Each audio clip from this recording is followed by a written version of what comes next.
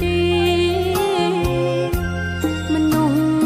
យ៉ាងគ្រប់គ្នាល្អព្រោះមានធម៌បើកូនសេពគប់ជាមួយបាបមិត្តសន្តានទៅចរិត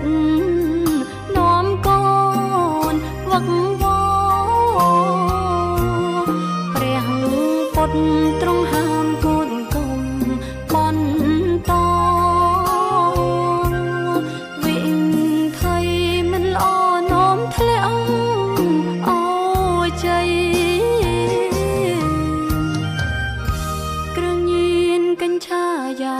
មកអាភៀន